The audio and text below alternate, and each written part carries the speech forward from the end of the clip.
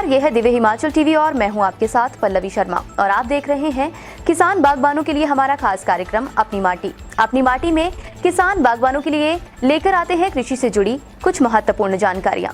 तो बने रहिए कार्यक्रम के अंत तक। किसान बागवान सावधान, खेतों में पहुंचकर यह जहरीला कीड़ा तबाह कर रहा है फसलें। पानी को हाहाकार, सिंचाई योजना का निकला जनाजा, ग्रामीणों ने किया प्रदर्शन। सब्जियों के दामों में गिरावट, लोगों ने ली राहत की सांस।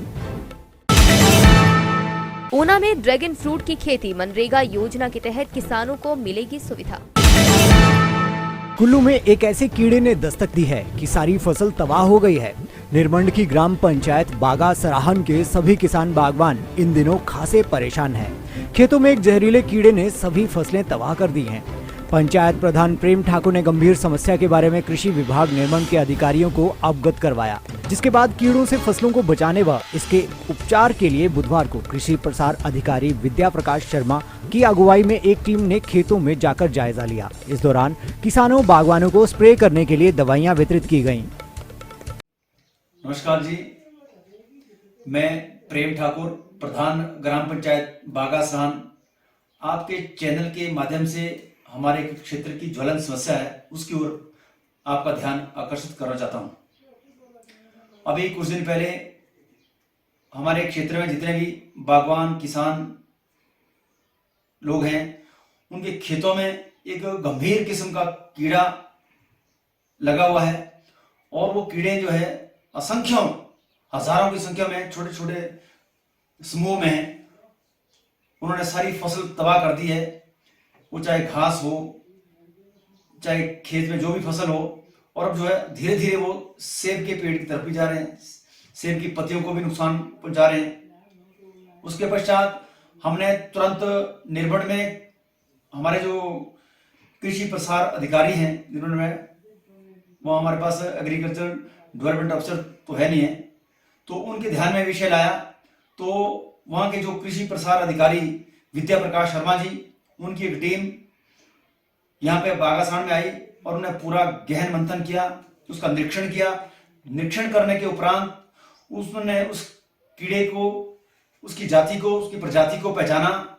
उसके बाद उन्होंने यहाँ हमारे जो बागवान बंधु हैं उनके लिए छिड़काव के लिए अभी दवाई भी दी है।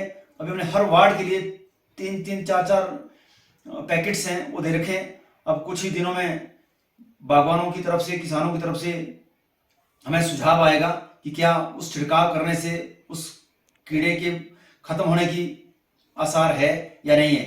हम इस कार्य के लिए कृषि विभाग का बहुत बहुत आभार व्यक्त करते हैं कि उन्होंने हमारे एक ही आग्रह पर जो है तुरंत बागासाण आकर के इस ज्वलंत समस्या के ऊपर अपना पूरी मेहनत करके इसको ट्रेस किया और किसानों के लिए दवाई उपलब्ध कराई। दिव्य हिमाचल टीवी के लिए आनी से छविंद्र शर्मा की रिपोर्ट। बैजनाथ विधानसभा क्षेत्र में अधिकतर ग्रामीण क्षेत्रों में पीने के पानी व सिंचाई योजना का जनाजा निकल चुका है। सगूर, टिकरी डुबकी, उस्तेहड़, चकोल, घानग, महालपट के दर्जनों ग्रामीणों ने बंद पड़ी कुहलों को लेकर आईपीएच कार्यालय बैजनाथ में धरना प्रदर्शन किया। उनका कहना है उन्होंने जो बीज लगाए हैं बिना पानी के सूख गए हैं, जमीन बंजर हो चुकी है। इसी के साथ नागमोड़ मझैरना के कल्याण गांव में पिछले 15 दिनों से पीने के पानी की समस्या को लेकर वहां की महिलाओं ने भी प्रदर्शन किया। ग्रामीणों का कहना है कि उनकी कोई नहीं सुन रहा है, ना एसडीओ न एक्सीए, यहाँ तक कि एमएलए मुल्कराज प्रेमी भी मिले, लेकिन उन्होंने भी अपनी गाड़ी को ब्रेक लगाना उचित नहीं समझा। हमारी पुल साहब स्टेट से लेकर तो ये बई तक लगती है ये पुल। तो ये जो है हमारी ज़मीन अभी बिल्कुल जो हमने डाला दिया है धानों का वो पूरा सूख गया है और ज़मीन जो बीजने के लिए नहीं रही अभी। तो कोई पानी का बंदोबस्त नहीं कर रहे हैं, ना ये कर रहे हैं। पाइपें डालनी थी, पाइपें नहीं डाली हैं। पूरा रोड भी ब्लॉक है, पुल भी ब्लॉक है। तो हम सुबह के बैठे हैं, सबको फ़ोन किया, एक्शन को फ़ोन किया, जेई को फ़ोन किया, कोई नहीं आ रहा इधर। कोई सुनने वाला नहीं है ना? कोई सुनने वाला नहीं। एमएलए को भी मैंने बोला, अभी आया एमएलए। अच्छा जी। ये बोलेंगे कि बीजेपी का और ये एक मिनट नहीं खड़े हुए, हमने तो करना ही है, हम तो जग के साथ है। वो भी निकल गया। वो भी निकल गया। या आज ही हमारे पुल जो है ठीक होना चाहिए, ये पानी चलना चाहिए पुल। चालू होना चाहिए आज ही बस। चलो हम टाइम देते 2-3 दिन का, 2-3 दिन से पहले हमारी तो सारी खेती सूख गई है, सारी फसलें बर्बाद हो गई हमारी। हम क्या कर सकते हैं, इतने हमारे जो 300 बीज लिए क्या फायदा हमारा? है ना भाई, सारे हमने 300 के बीज खरीद के दिए, सारे बीज हमारे खराब हो गए, अब बिल्कुल सूखी पड़ी हमारी खेती। अच्छा हमारी जो है जाना दे दे जमीन का बस कम खत्म चला ही दो काम। हमारे पशु जो है बिना पानी से मर गए हैं।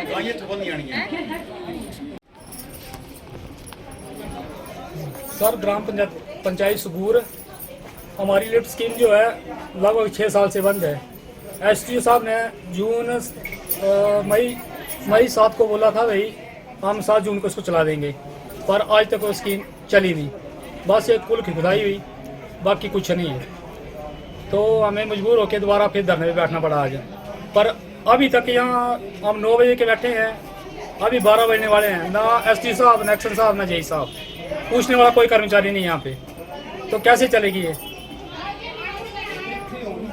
एरीगेशन स्कीम है ये 2002 में इसका शिलान्यास हुआ था, 2006 में चल पड़ी थी, पर कुछ टाइम बाद दोबारा फिर प्रशासन ने बंद कर दी, पर आज तक ये चली नहीं। 2014 के बाद ये बिल्कुल बंद पड़ी है, ठप। कितनी सिंचाई होती है इससे, कहाँ के लिए होती है? कम से कम 4000 कनाल भूमि। कितने गांव है इसके? गांव तो 3 पड़ते हैं सर, सगूर, टिकरी, डुक्की।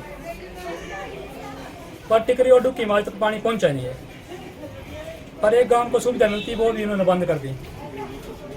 अगर ना गवर्नमेंट इसको ना चलाना चाहे तो ग्राम पंचायत के हवाले कर दे, हम अपने पैसे से चलाएंगे इसको। ये लिख के दे दे रिटर्न में, भाई हम चलाने में असमर्थ हैं और आप खुद चला लो इसको। तो प्रशासन हमारे हवाले कर दे इसको, हम अपने पैसे से चलाएंगे इसको। लिख के दे दे, रिटर्न दे दें लिख के हमको, उसके लिए हम सहमत हैं। उसके बाद सर अगर नहीं चलाते हैं तो उसके बाद हम चक्का जाम भी कर सकते हैं। हम इनको 1 हफ्ते का टाइम और देते हैं। सोलन शहर में सब्जियों के दाम में गिरावट आने से लोगों को राहत मिली है। सब्जियों के दाम में एक सप्ताह के दौरान ही 50% तक की गिरावट दर्ज की गई है। सोलन बाजार में काली तोरी 30 व टमाटर 40 रुपए प्रति किलो तक बिक रहे हैं। करेला 25, घिया 30 और गाजर व बैंगन 25 से 30 रुपए प्रति किलो के हिसाब से बिक रहे हैं।